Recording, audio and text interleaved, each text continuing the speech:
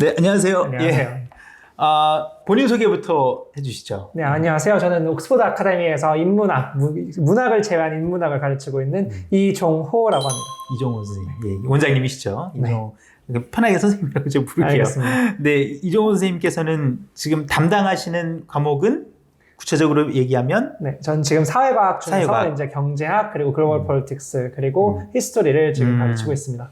와, 그 굉장히 중요하면서도 굉장히 한국 학생들이 가장 도움이 많이 필요한 네, 그리고 그렇죠. 한국에서는 보통 좋은 강사를 구하기 굉장히 힘든 과목인 것 같아요. 네, 학생들이 아무래도 그 에세이를 쓰는데, 그리고 이제 인문학 과목이라는 것이 다른 이제 영어를 원어로 사용하고 있는, 이제 모국어로 사용하고 있는 학생들과 경쟁을 해야 되기 때문에 그렇죠. 조금씩 이제 부담을 느끼고, 그리고 이제 도움을 많이 찾는 과목들입니다. 예, 지금 말씀하신 politics라든지 economics라든지 이런 거에 대해서 그 아이들이 가장 어려워하는 부분이 뭐가 있나요? 그 중에서 어느 걸 가장 어려워하던가요? 주로 이제 학생들이 그 열심히 공부를 하다 보면, 한국 학생 마인드로 열심히 공부를 하다 보면은 기억나는 것들이 굉장히 많아요. 굉장히 열심히 외우고 나는 저 부분도 읽었고 저 부분도 아는데, 그래서 글을 쓰게 되면 학생들이 어떠한 그 난관에 봉착을 하게 되냐면 자신이 아는 거를 그냥 뱉어내고자 하는 경향이 좀 많아요. 그래서 이제 학생들이 언제나 이 에세이를 쓸 때는 주제가 있으면 그 주제를 기준으로 잘 어떻게 하면 이거를 온전히 대답을 할까, 그것을 구성을 잡고 그리고 방향성 있게 글을 써야 하는데, 그게 아니라 난 이것도 알고 저것도 알고 저것도 알아요 하고 이게 막 산만하게 이렇게 그냥 글이 마무리가 되는 경우가 많아서, 그래서 점수를 굉장히 많이 잃는 경우가 많이 느껴집니다. 그래요. 선생님 그 옥스퍼드에서 네. 그 전공을 하신 게 Philosophy, Politics, Economics라고 PP라고 PP 부르죠. 전공했습니다. 정말 어렵고도 되게 재밌는 걸 하신 것 같은데 어쩌다가 그걸 선택을 하시게 되셨어요? 왜 하시게 되셨어요? 되게 애매한 질문이기는 한데요. 제가 고등학교 1학년 때 Lions for Lambs라는 약간 정치과학 그 교실에서 이루어지는 이야기들을 한번 본 적이 있어요. 외교에 대한 얘기잖아요. 네, 그렇지 않나요? 외교에 대한 이야기이자 이제 그 국내 정치에 대한 이야기인데, 그런 내용들이 너무 재미있고, 그리고 학생 때 그 영어 토론 대회 및 이제 영어 뭐 MUN 이런 활동들을 되게 열심히 했고 좋은 성과를 냈었던 그 좋은 기억들이 있어서 정치학에 관심이 있었는데, 단순히 정치학만 하자니 너무 부족한 것 같은 거예요. 그래서 그거에는 제반 이제 뭐 그 근본이라고 해야 되는 철학과, 그리고 이제 정치를 움직이는 경제에 대해서 궁금해서 가장 좋은 전공이 옥스퍼드에 있는 것 같아서 옥스퍼드를 지원하고 PP를 지원하게 됐습니다. 참고로 선생님은 고등학교를 대원외고를 나왔습니다. 나오셨습니다. 네, 대원외고를 나오셨고 뭐 너무 뻔한 것 같아요. 뭐 여기 너무 선생님들이 다들 좋으시지만 뭐 대원외고 나오시고 옥스퍼드 나왔으면 뭐 안 봐도 잘 알 것 같습니다. 근데 그 원래 사실은 에코노믹스가 네. 원래는 에코노믹스로 이렇게 독립된 분야로 생긴 게 아니었잖아요. 원래는 다 정치 경제가 하나였잖아요. 그리고 그렇죠. 그걸 분리해서 어떻게 보기도 굉장히 힘든데. 맞습니다. 원래 아담 스미스 같은 아담 경우는 스미스. 철학자였고요. 그렇죠. 그리고 이제 그렇죠. 그 사람이 이제 왜 사람들이 왜 이러한 선택들을 내리고 이러한 선택들이 모여서 사회가 어떤 모습을 나타낼까라는 질문에서 시작된 학문인데, 그렇기 때문에 이제 학생들한테 이제 교육을 할 때도 가능하면은 이게 그냥 너네들이 이것을 A에서 B로 외우는 것이 아니라 사람들이 왜 이런 선택을 할까, 왜 그 사람들이 이성적인 선택들은 이런 결과가 가져올까를 조금 그 전체적으로 생각을 하도록 유도하려고 노력하고 있습니다. 제가 보기에는 느끼기에는 선생님의 그 사유 세계가 그 자체가 그냥 TOK인 것 같아요. 근데 TOK 지도 많이 하시죠? 예. 제가 그 옥스퍼드 아카데미에서는 TOK를 전반적으로 담당을 하고 있고요. 예. 그리고 이제 다른 이제 그 과목들을 한다고 하더라도 사실상 TOK라는 것은 메타 인지를 조금 하는 거예요. 그러니까 내가 아는 것을 왜 알 수 있는지, 어떠한 출처로부터 내가 정보를 습득할 수 있고, 그 정보를 습득한 것은 어떠한 의미를 가지는지를 생각을 해보는 것이기 때문에 다분히 이제 그 철학 개론에 있는 그 에피스테몰로지라는 그 부분에서 이제 굉장히 많은 이야기들이 나오게 됩니다. 학생들이 어려워하지 않나요? 보통 굉장히 제 생각에는 많이 어려워하는 학생들이 많을 것 같아요. 네. 제가 알잖아요. 여기 학생들도 제가 그 제주도에서 공부하는 학생들도 있었기 때문에 많이. 근데 어떤가요? 그 학생들이 어려워하는 부분이 뭐가 있고?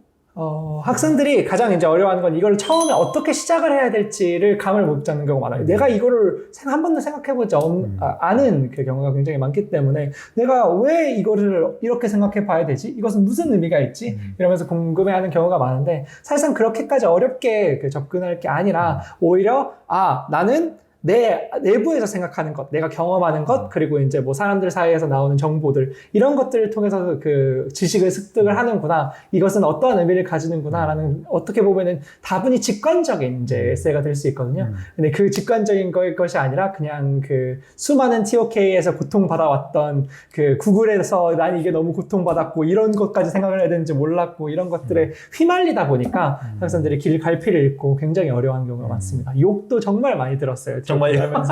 그래요? 제가 궁금한 게 그러면 그 학생들이 이런 뭐 TOK를 준비하거나 네. 아니면은 솔직히 하이어 레벨로 선생님께서 지도하시는 학생이 더 많은가요? 아니면 SL이 더 많은가요? 선생님께서 지도하는 학생이? 하이어 레벨이 하이어 레벨이 많아요? 네. 그래요. 그렇다면 그 학생들이 보통 이제 말씀하신 것처럼 어떤 사유라든지 본인이 어떤 이런 고뇌라든지 지적인 호기심을 가져야 되는데 그거까지 가기 위해서 어떤 뭐 책이 될 수도 있고 다양한 이제 다큐멘터리가 될 수 있겠지만 그런 프라이머리 소스를 많이 읽게 하나요? 아이들이 그러니까 어떤 과정을 통해서 예를 들어서 어떤 인지를 해서 정보를 습득하고 그걸 처리를 해가지고 나만의 어떤 호기심에 대한 답으로 이제 만들어내는 과정에서 그걸 어떻게 훈련을 시키십니까, 선생님께서는?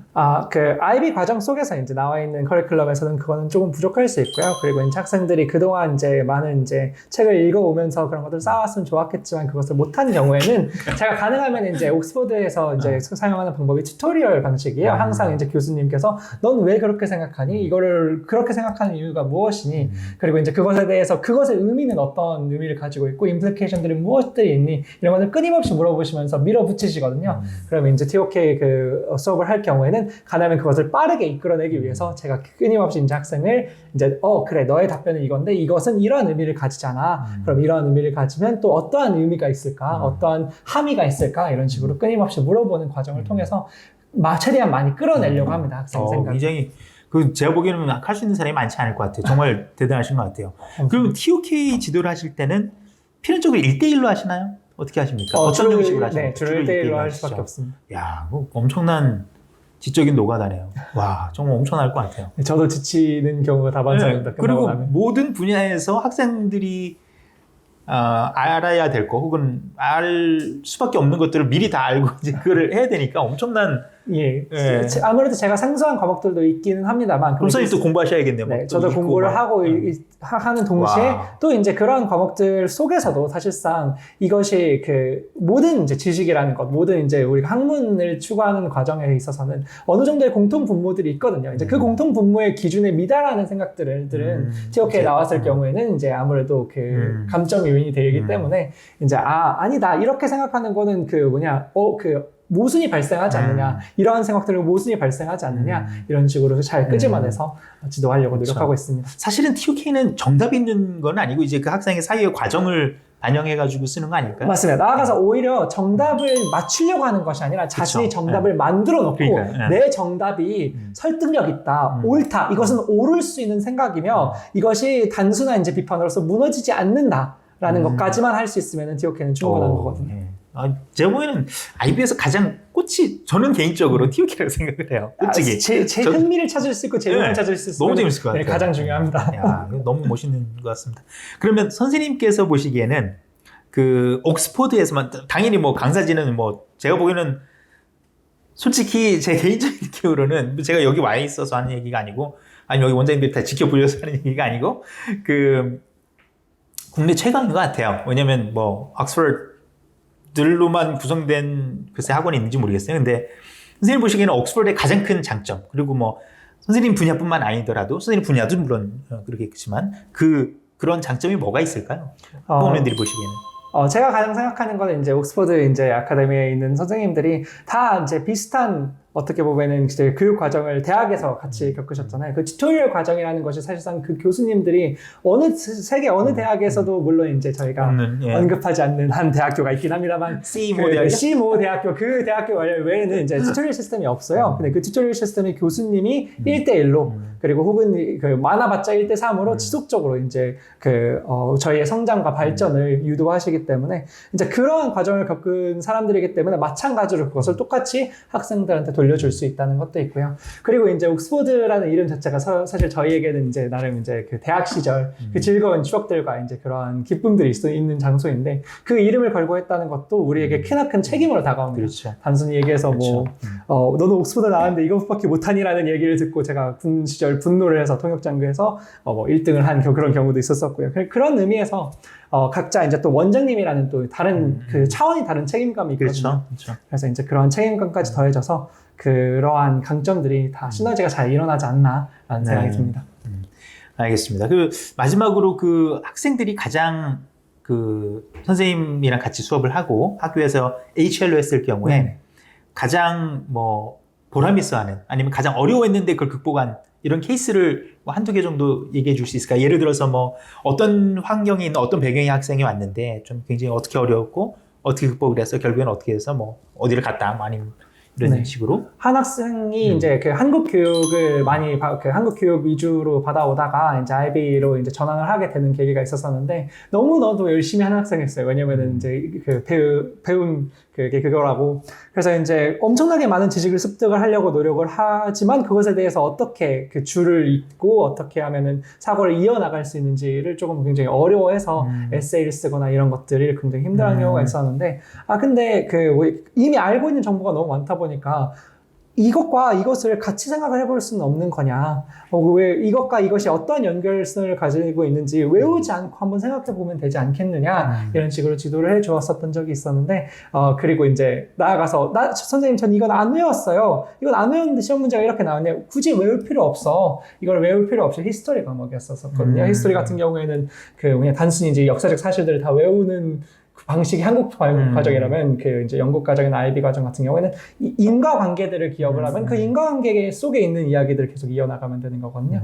그래서 그러한 이제 시험 문제도 잘 이제 해 나가고 나아가서 에세이도 또 잘 구성해서 글을 쓰는 모습을 보고 굉장히 보람찼었던 기억이 납니다. 제가 궁금한 게 있는데 그 학생들이 요즘에 유튜브에서 하는 뭐 이런 뭐 30분 만에 보는 막 유럽사 뭐 이런 얘기 이런 거 보고 얘기는 안 하나요 요즘에?